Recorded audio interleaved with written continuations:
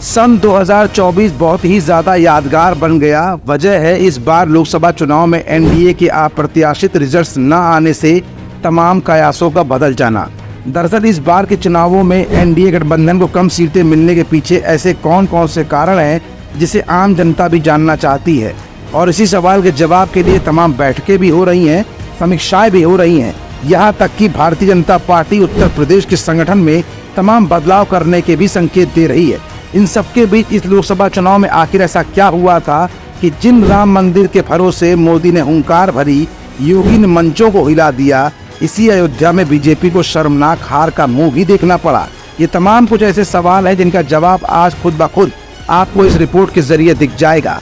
तो इसके जवाब के लिए इस रिपोर्ट को आगे देखिए और समझिए आखिर समीकरण क्या बने थे जिससे देखना पड़ा अयोध्या ही नहीं बल्कि भारत की तमाम जगहों पर एनडीए को हार का मुंह।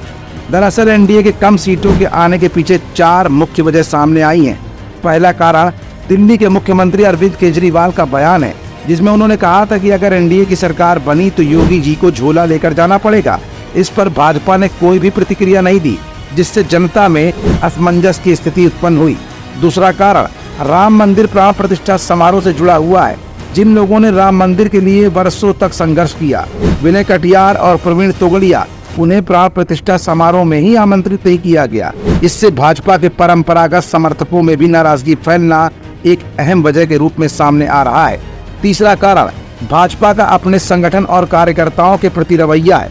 भाजपा अपने कार्यकर्ताओं के साथ ऐसा बर्ताव करती है जैसा गैरों के साथ किया जाता है। इससे जमीनी स्तर पर कार्यकर्ताओं में असुरक्षा की भावना व्याप्त रही और वो डरते रहे कि कल उन्हें हटाकर किसी बाहरी व्यक्ति को भी लाया जा सकता है। इससे कार्यकर्ताओं में निराशा फैलती गई और संगठन कमजोर होता गया।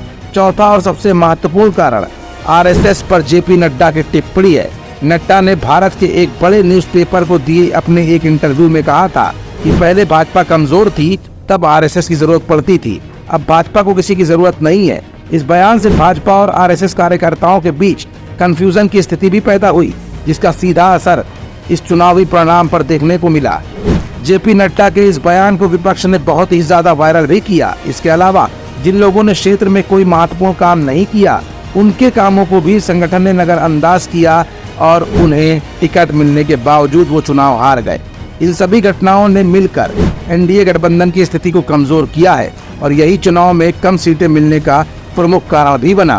फिलहाल अब एनडीए मोदी के नेतृत्व में गवर्नमेंट बनाने की फिराक में आगे बढ़ रहा है, लेकिन इस चुनाव 2024 में समाजवादी पार्टी और कांग्रेस को मिली अप्रत्याशित जीत से 2027 का विधानसभा चुनाव और 2029 में होने वाला लोकसभा चुनाव मोदी या यूं कहें एनडीए के लिए इतना आसान न होंगे।